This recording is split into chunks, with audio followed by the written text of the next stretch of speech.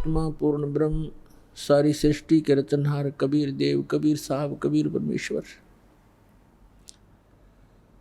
ये हमारे हमदर्द हैं, हमारे पिता हैं, हमारे जनक हैं। चींटी से लेकर हाथी के, रंक से लेकर राजा के,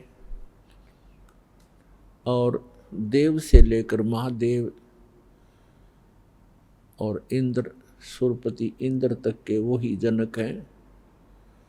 दुर्गा देवी और ज्योति निरंजन ब्रह्म सरपुरुष और अक्षर पुरुष के भी जनक वही हैं।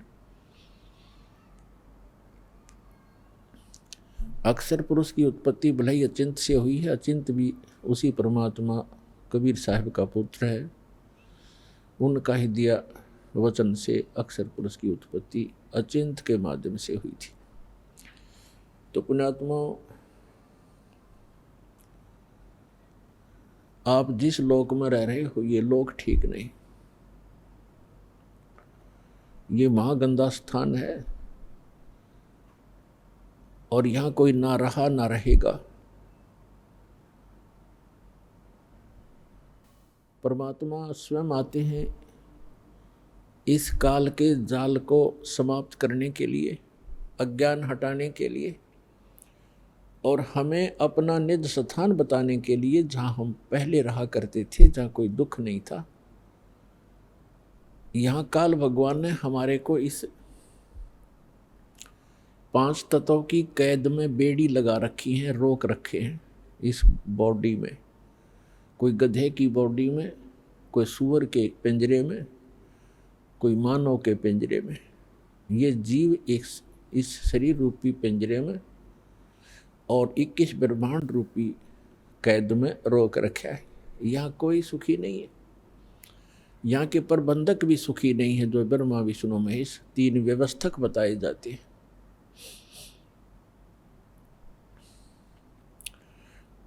और हम जिस लोक में रह रहे हैं ये काल भगवान का लोक है।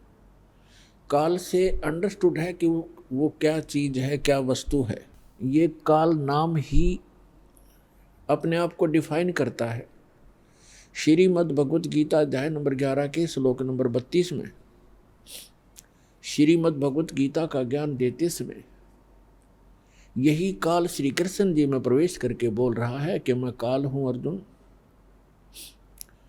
और सभी को खाने के लिए अब प्रवृत्त हुआ हूं, सबका नाश करने के लिए।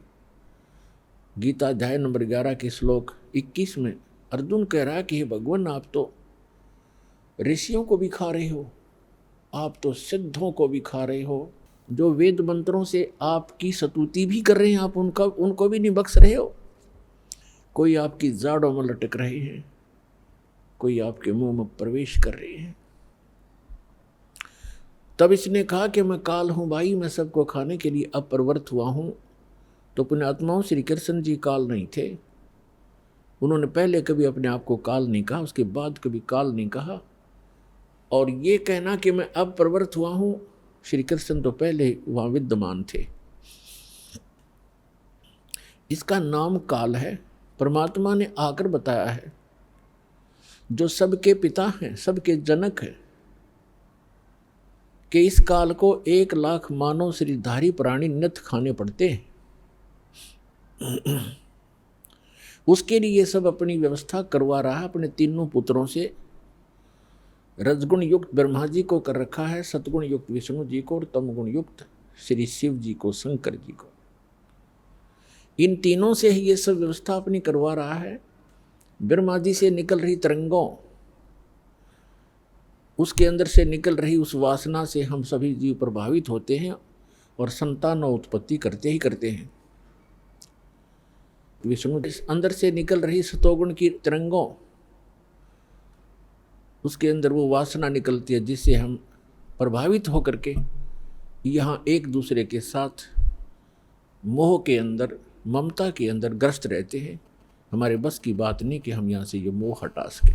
परमेश्वर कबीर जी ने आकर ही बताया हमारे को कि जैसे तीसरा जो भगवान है श्री तमोगुण युक्त शंकर जी की आप कार्यशैली से परिचित हैं कि वो संहार करते हैं। किस लिए करते हैं?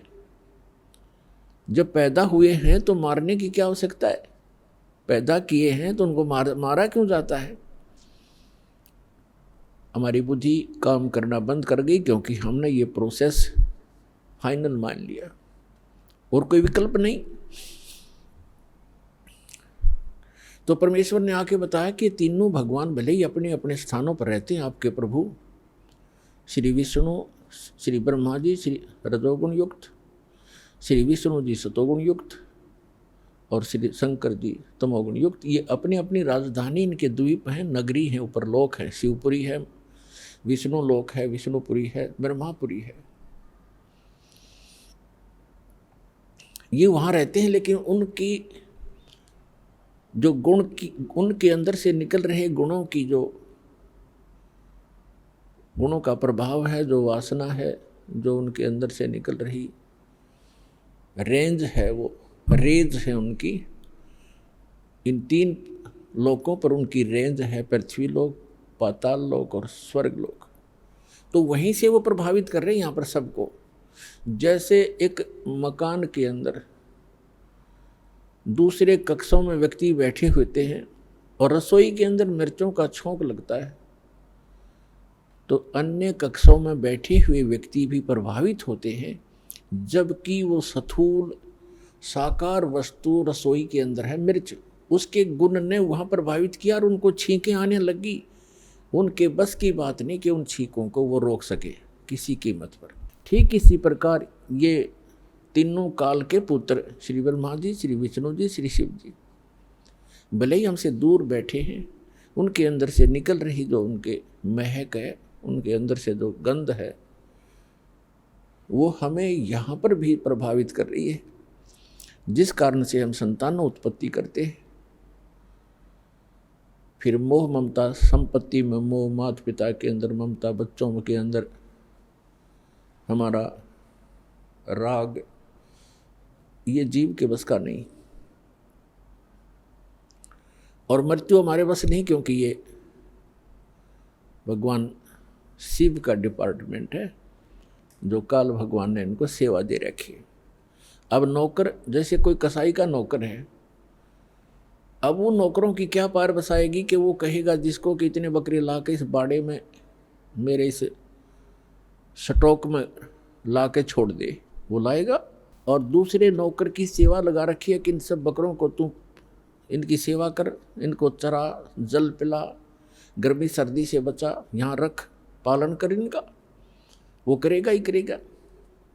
और तीसरे नौकर की उसने ड्यूटी लगा रखी है कि तू मुझे जितने आवश्यक हो निकाल के यहाँ ला, इनको काट और सप्लाई करो।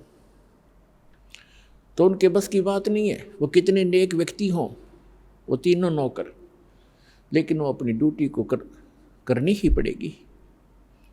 इसी प्रकार ये तीनों देवता इस काल कसाई के, काल भगवान के पुत्र और साथ में नौकर हैं, व्यवस्थक हैं, प्रबंधक हैं।